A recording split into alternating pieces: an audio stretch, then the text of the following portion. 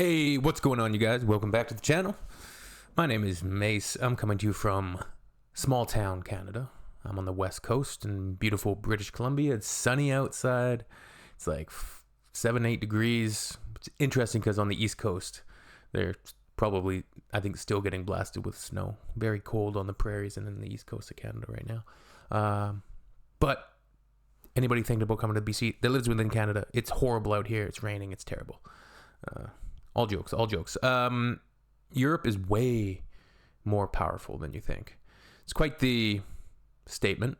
Europe, of course, is definitely powerful. I'm interested to see how these topics are presented. I would say, like, when you think about superpowers, think about, like, sure, the US, China, Russia to a degree, the UK. And there's the middle powers, all the middle powers.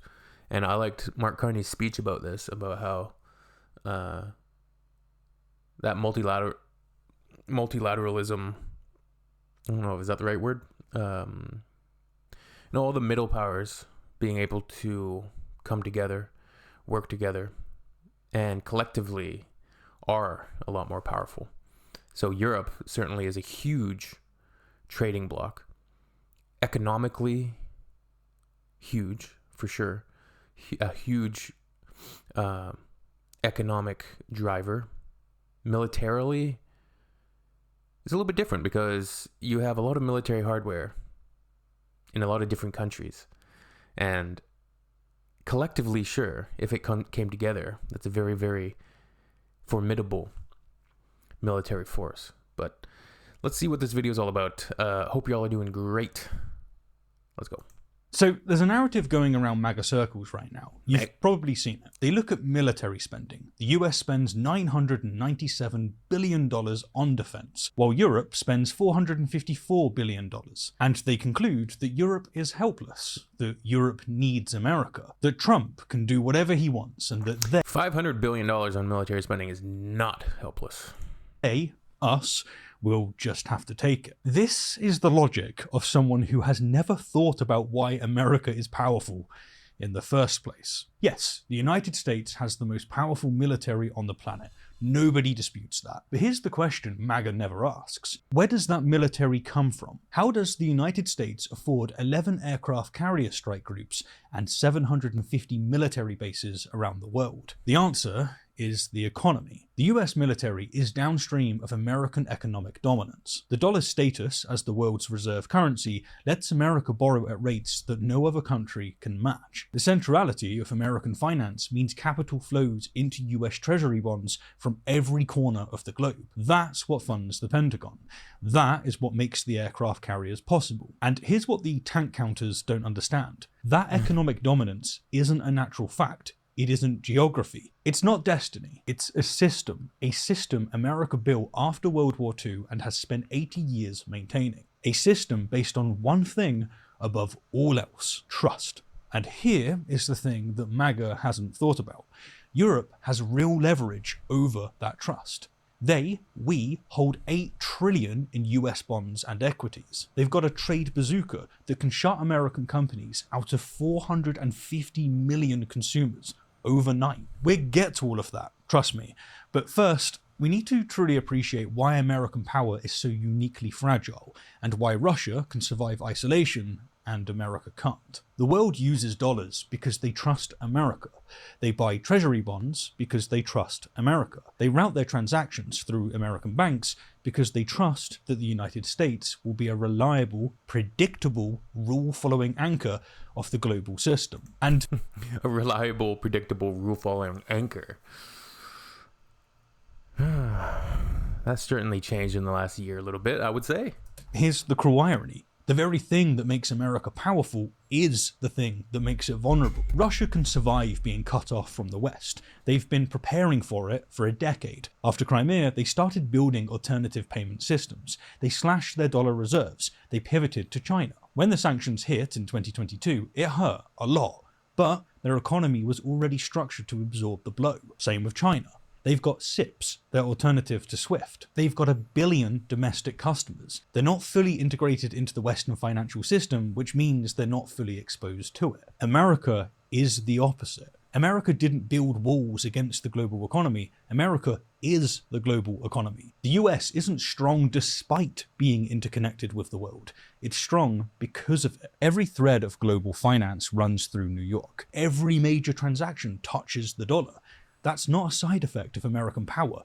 That's the source of it. Which means that when America acts like a rogue state, when it threatens to tear up treaties, invade allies, seize territories because the president had a tantrum about a medal, it doesn't just damage its reputation, it shakes the foundations of the very system that makes it powerful. As a Cambridge University paper put it, trust is cumulative and relational, but it can also dissipate when the hegemon is seen as unpredictable or self-serving. Russia gets sanctioned and pivots to China. Their bilateral trade hit $240 billion, with China now supplying 38% of Russian imports. America gets isolated, and what? Pivots to whom? The world is already oriented around America. There's nowhere to pivot to. The network doesn't have a backup hub. So let's talk about what's actually happening. If Trump lands troops in Greenland, and yes, I know... So this must be a little bit older, because that Greenland news cycle has kind of moved on, 3 weeks ago, which was pretty wild. Trump's kind of been quiet. I've been just kind of watching the Olympics and chilling like a villain the last couple of weeks. But through the lead up to the WEF, Trump's threats to Greenland, to Canada, finally calling Mark Carney governor. He's just doing a lot of things that are, essentially eroding whatever trust is in the current administration, which there's very little of. It's basically people just holding their breaths until Trump is gone. But the thing is that Trump's a symptom. He's not the end all be all. So there'll be another Trump-like figure likely if they win the next election. It's going to be the same thing. But yeah, Trump as using tariffs to essentially influence and force economic subordination. Like, it's that he almost certainly won't. He's Taco Trump, after all. But if he did, first, Trump NATO always dies chickens out instantly. The Danish Prime Minister said it explicitly. If the United States chooses to attack another NATO country militarily, then everything stops, including our NATO. Republican Congressman Michael McCaul, Chairman Emeritus of the House Foreign Affairs Committee, said an invasion would turn Article 5 on its very head and, in essence, press a war with NATO itself. He said it would abolish NATO as we know it. And he's right. 75 years of collective security gone. The alliance that won the Cold War, that kept the peace in Europe, that gave America forward deployed bases across an entire continent, finished because of Greenland. And who benefits? Like, really, who benefits? Russia. The Kremlin is already celebrating. Putin's spokesman said Trump would go down in history if he pulled this off. One of Putin's top aides said it proves the transatlantic alliance is over. This is the gift of Vladimir Putin that he could only have dreamt of. But let's talk economics, because this is where the Europe can't hurt us crowd reveals that they haven't thought about this for 5 minutes. The EU and the US have the most integrated economic relationship in the world. Together, they represent 43% of global GDP and nearly 30% of global trade. In 2024, transatlantic trade hit 1.68 trillion euros. That is not a minor trading partner. That's the foundation of American prosperity. European companies directly employ 5 million Americans. 5 million jobs, more than the entire population of Ireland. European investment in the United States stands at $3.2 trillion, 56% of all foreign investment in America. More than half of every foreign dollar invested in the United States comes from Europe. And it flows the other way too, of course it does.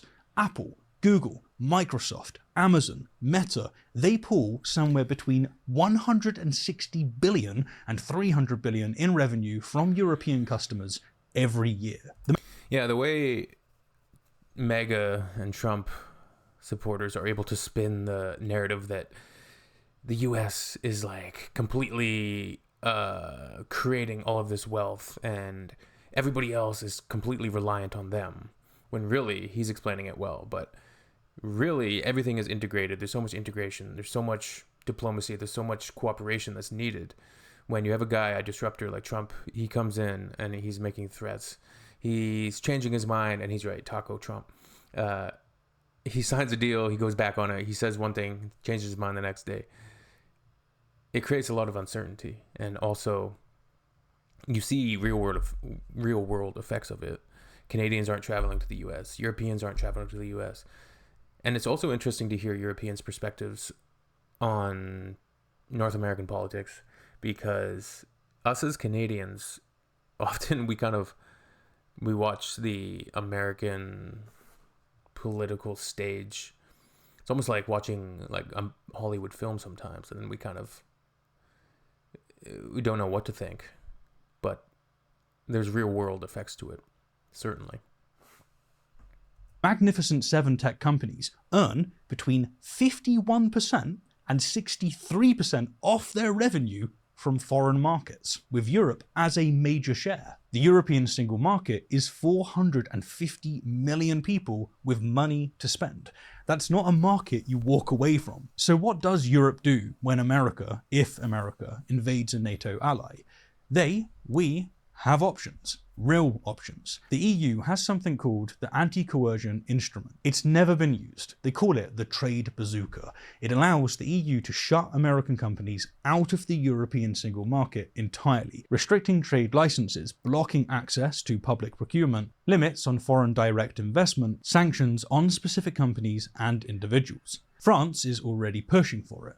Macron called Trump's tariffs unacceptable and demanded a united and coordinated response. And if Europe doesn't go nuclear, they've got a €93 billion retaliatory tariff package sitting on the shelf from last year, specifically designed to hit Republican states. Bourbon, soybeans, aircraft parts that hurt Boeing. Then there's the pharmaceutical angle. The US is the world's largest pharmaceutical importer. Since 2023, pharmaceuticals were the top American import from the EU, $170 billion worth. Europe supplies 25% of all active pharmaceutical ingredients used in American drug manufacturing.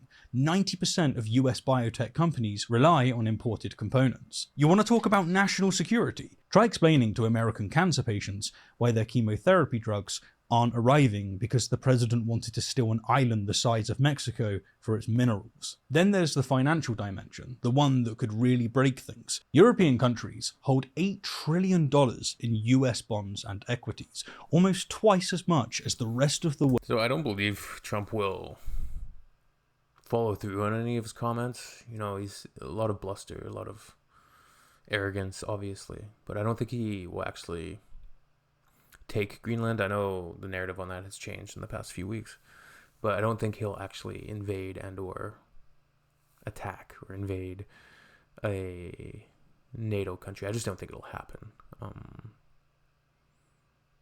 I think there's enough people, hopefully enough checks and balances within the US to stop his intrusive thoughts. His domestic policy right now is in shambles. I think even he has realized that. His foreign policy is not doing much better. So I don't know. The world's in an interesting kind of fulcrum point right now. World combined. Deutsche Bank's head of FX research has been explicit. Europe has significant leverage over America in global financial markets. The dollar's status as the world's reserve currency, that exorbitant privilege that lets America borrow cheaply and run massive deficits, depends on trust. Trust that American institutions are stable. Trust that the rule of law means something. Trust that the United States won't seize an allied territory because the president didn't get an award. When that trust erodes, the dollar erodes. A Federal Reserve paper confirms the link. The loss of the US dollar's reserve currency status may thus presage a large decline in the global power of the US. And this economic advantage allows the US to finance a large and powerful military more easily. The dollar already dropped against the euro when Trump announced these tariffs.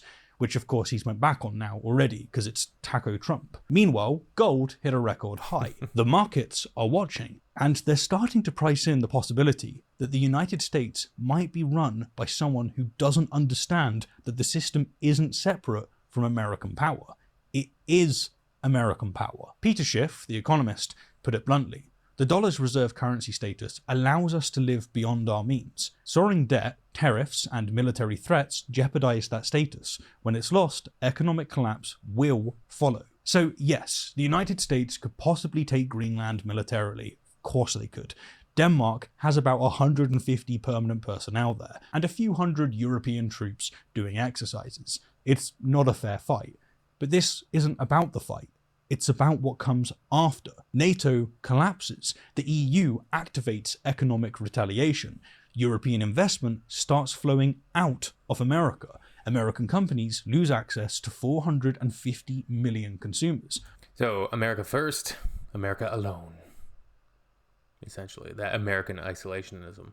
And you've seen this kind of descent into authoritarianism, anti-immigrant sentiments, all of the entering to the United States, you got to give over your social media history, what ICE is doing, Trump's threats over Greenland, his threats to everybody, but he usually goes back on them.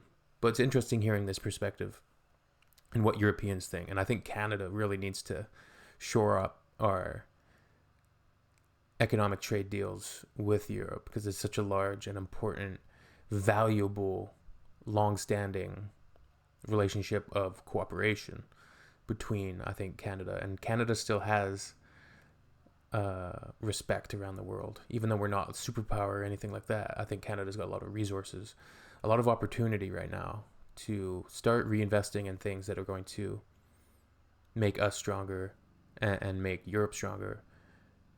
And we should also try to repair, hopefully, that relationship with the United States. It's hard with Trump. I know there's so many millions of good Americans. And, America is obviously crucial to world peace and prosperity. But it's difficult with their current president. The dollar wobbles. Borrowing costs rise. The country that spent 75 years building an international order that made it the most powerful nation on earth becomes a pariah. The system that funds the tanks and the carriers and the bases starts to crack. Russia can survive outside the Western system. They've spent a decade building the infrastructure for it. America cannot. America is the Western system, and you can't burn down your own house to spite your own neighbours. The MAGA crowd looks at military spending and thinks, that's power. But military spending is an output. The input is economic centrality, global trust, and the willingness of the world to keep buying American debt and routing their money through American banks. Trump is threatening to torture all of that. He has already done irreparable damage. For an island, the US already has military access to. All because he didn't get a medal. Because no one in power has any fucking balls. This isn't strength. This is the geopolitical equivalent of a billionaire burning his company to the ground because someone didn't clap hard enough at his speech. There are, however, two winners if Trump keeps going the way that he's going. Do you know who they are? Russia and China. Mega economies, mega influence, a lot of rich, wealthy people, nepotism, corruption, and we just keep paying taxes. How about them Epstein files? All right, see you guys on the next one.